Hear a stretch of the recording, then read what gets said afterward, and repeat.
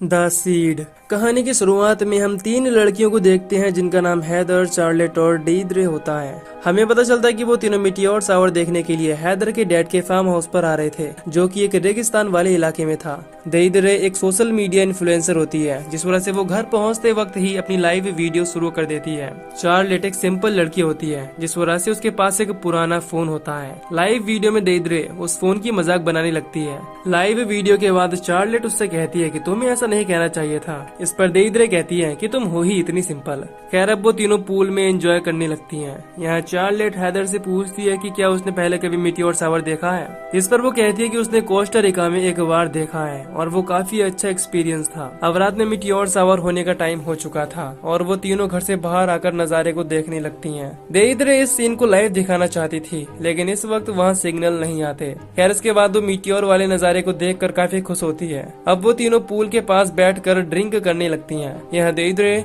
अपने फैंस का show off करने लगती है कि उसके काफी चाहने वाले हैं। तभी उनके पूल में कोई चीज आकर गिरती है, जिससे वो तीनों घबरा जाती हैं। वो देखती हैं कि वो चीज किसी तरह का एक पत्थर है और उसमें से काला लिक्विड भी निकल रहा है। यह देखकर हैदर कहती है कि हमें इसे यहाँ से जल्दी निकालना होगा, नहीं तो उसके डैड उसे नहीं छोड़ेंगे। फिर वो तीनों मिलकर उसे पूल से बाहर कर देती हैं। वो चीज देखने में एक छोटा मिटियोर लग रहा था और ये जरूर मिटियोर शावर होने से आया होगा। उसके अंदर से उन्हें काफी गंदी बदबू आने लगती है। डेइद्रे दोनों से कहती है कि उसे लगता है कि ये प्लेन से फेंका गया कबाड़ा है, लेकिन दोनों उसकी बात नहीं सुनती। तभी चार्लेट देखती है कि इस चीज का एक फेस भी है। उन्हें लगता है कि ये शायद एक एनिमल है। इसके बाद चार्लेट बुक्स में उसके बारे में चेक करने लगती है। इसी बीच हम देखते हैं कि उस चीज में कोई अजीब तरह का रेडिएशन है, जिस वजह से उनके फोन भी चलने बंद हो जाते हैं। हैदर उस चीज को लेकर घबराने लगती है कि अगर उस चीज को उसके डैड ने देख लिया तो उसकी खैर नहीं। इसके बाद डेइद्रे उसे शांत कराकर बेड पर सुला देती है। डेइद्रे दोनों से कहती है कि हमें उस चीज से दूर रहना होगा, हो सकता है कि उसके पास जाने से हमें कोई बीमारी हो जाए।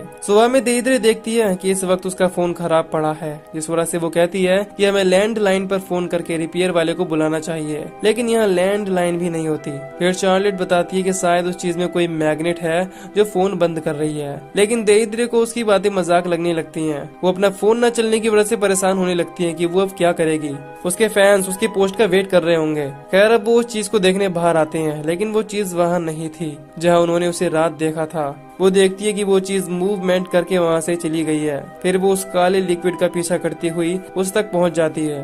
अब वो जैसे उसे मारने के लिए जाती है, तभी यहाँ एक ब्रैड नाम का लड़का आ जाता है, जो कि एक माली है और वो अपने भाई के बदले आज ड्यूटी पर आया था। वो तीनों डिसाइड करती हैं कि वो ब्रैड से बात करके उस चीज को ठिकाने लगा देगा। हैदर उसके पास जाती है और चीज को वहाँ से हटाने को कहती है।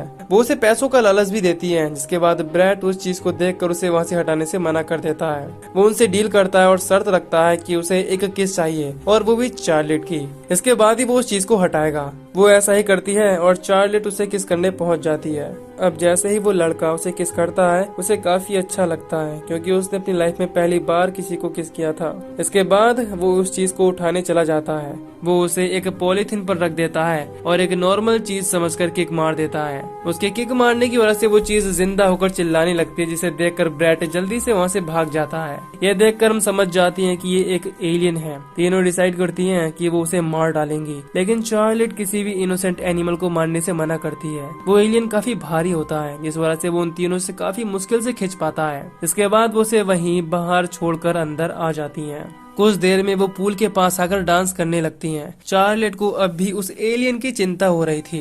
खैर, अब रात में जब चार्लेट सो रही होती है, तभी उसे उस एलियन के चिल्लाने की आवाज आने लगती है। इसके बाद उसके पास जाकर उसे घर के अंदर ले आती है। हैरान करने वाली बात यह थी कि दिन में तो ये एलियन उन तीनों से हिल भी नहीं रहा था, पर चार्लेट उसे घर में अकेले ही ले आती है। खैर, वो उसे एक बेबी की तरह ट्रीट करती है और उसे बोतल का दूध पिलाने लगती है। अगले दिन डेइद्रे उस चीज को घर में देखकर चार्लेट पर काफी गुस्सा होती है और उससे पूछती है कि उसे वो घर में क्यों लाई।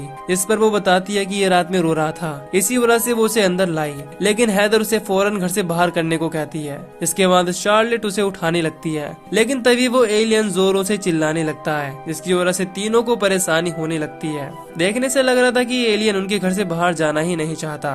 अब हैदर डिसाइड करती है कि वो पास वाले टाउन के नजदीक एडना से मिलने जाएंगे, जो कि उनकी पहचान की है, और शहर में वो अपना फोन भी ठीक करा लेंगी। इसके बाद शार्लेट, हैदर दोनों बग्गी लेकर एडना के केविन पर जाने के लिए निकल जाती हैं। इधर घर में देइद्रे अकेली होती है। एलियन भूखा होने की वजह से चिल्लाने लगता है। फिर वो डिसाइड करती है कि वो रेड पॉइजन उसे खिलाकर मार देगी। वो पॉइजन को गिलास में कर उसके पास ले जाती है, लेकिन उसके पास जाते ही वो एलियन उसे अपने कंट्रोल में कर लेता है। दूसरी तरफ चार्लेट और हैदर एडना के केविन तक पहुंच जाती हैं, लेकिन उन्हें वो वहां कहीं नहीं दिखती।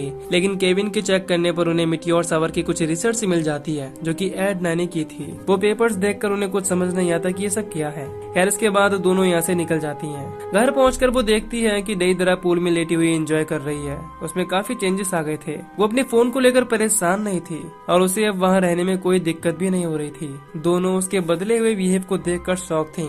देइद्रे अब काफी अजीब तरीके से खाना खाने लगी थी। खाना खाने के तुरंत बाद ही देइद्रे एक्सरसाइज करने आ जाती है और वो शाम होने तक लगातार एक्सरसाइज करती रहती है। रात में सोते हुए हैदर को देइद्रे की आवाजें आने लगती हैं। इसके बाद वो उन आवाजों का पीछा करते हुए उसके कमरे में चली जाती है। वहाँ वो देखती है कि देइद्रे उसी क्रीचर के साथ इंटीमेट हो रही थी और उस क्रीचर के काफी बड़े बड़े टेंटिकल भी निकल गए थे। वो क्रीचर हैदर को भी वहाँ देख लेता है और उसे भी कंट्रोल में करके उसके साथ भी इंटीमेट होने लगता है। इधर चार्लेट को सोते वक्त अजीब से विजन आने लगते हैं। इसमें उसे कुछ लड़कियां एलियंस के साथ इंटीमेट होते हुए दिखती हैं, लेकिन वो नहीं जानती थी कि उसकी दोनों फ्रेंड इस वक्त एलियन के कब्जे में हैं। सुबह में चार्लेट उस क्रीचर के बारे में उन दोनों से पूछती है कि वो कहाँ है। हैदर बताती है कि उसने उसे अपने कमरे में रख दिया है और अब वो वहाँ ठीक है। देइद्रे के साथ साथ हैदर में भी काफी चेंजेस आ गए थे। दोनों नहीं चाहती थी कि वो एलियन उनसे दूर जाए। वो दोनों पहले से ज्यादा अच्छा फील करने लगी थी।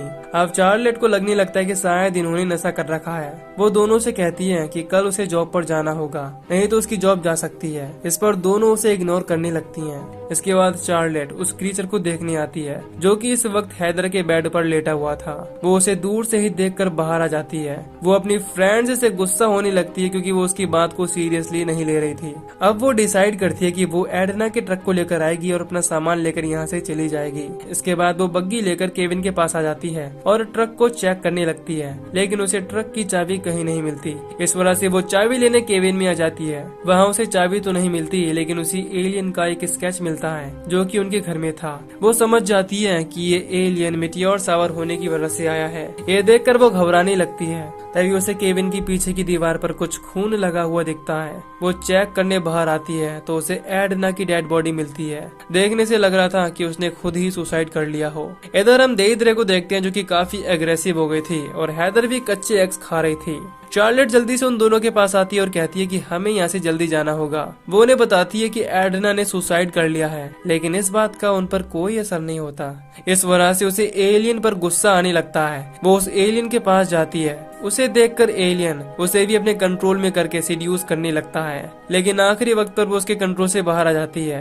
उसे अपने विजन्स में यूएफओ भी दिखने लगते हैं, जिससे घबराकर वो अपने कमरे से बाहर आ जाती है। चार्लेट बाहर आकर उन दोनों से पूछती है कि आखिर वो चीज क्या है। इस पर वो कहती है कि वो चीज उनके लिए काफी खास है। अब देइद्रे उस पर गुस्सा होने लगती है क्योंकि वो पुलिस को बुलाने को कहती है, लेकिन तभी हैदर नोटिस करती है कि देइद्रे का पेट बढ़ रहा है, यानी एलियन ने उसे प्रेग्नेंट कर दिया है। ये चीज हैदर के साथ भी होने लगती है। इसके बाद उन दोनों की आंखों से अजीब काला लिक्विड निकलने लगता है। कुछ देर में उन्हें उल्टियां भी होने लगती हैं। ये देखकर चार्लेट डर जाती है और डिसाइड करती है कि वो अब उस एलियन को नहीं छोड़ेगी, इसीलिए अब वो उस एलियन को मारने आ जाती है। लेकिन देइद्रे और हैदर एलियन को बचाने के लिए पहुंच जाती हैं और चार्लेट पर अटैक करके उसे बेहोश कर देती हैं। जब उसे होश आता है तो वो एलियन उसे फिर से विजन दिखाने लगता है, जिसमें वो देखती है कि एलियन औरतों को प्रेग्नेंट कर रहे हैं और नए एलियंस पैदा हो रहे हैं। और देखते ही देखते हर जगह एलियंस ने दुनिया पर कब्जा करना शुरू कर दिया है। यानी कि एलियंस का प्लान था कि वो यहाँ अपने बेबीज को पैदा करेंगे और दुनिया पर राज करेंगे। चार्लेट विजन से बाहर आती है और एक रोड लेकर एलियन पर अटैक करके उसे बुरी तरह मार देती है।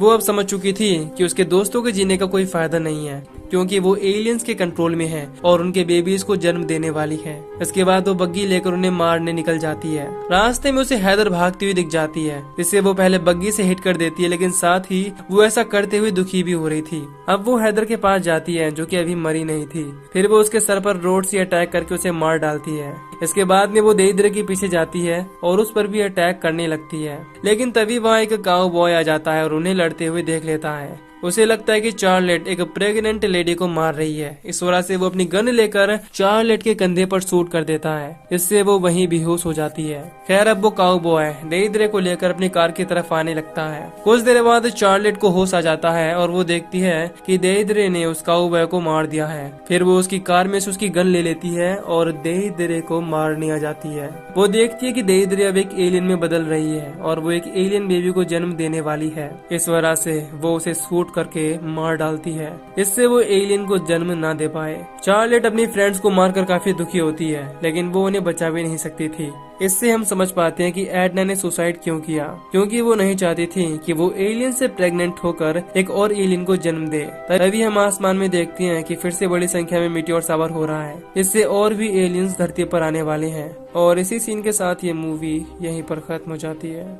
तो दोस्तों, अगर आपको इस मूवी की एक्सप्लेनेशन पसंद आई हो तो वीडियो को लाइक और चैनल को सब्सक्राइब कर दीजिए। बाकी मैं मिलूंगा आपसे न्यू वीडियो में। Till then take care, love you, bye bye.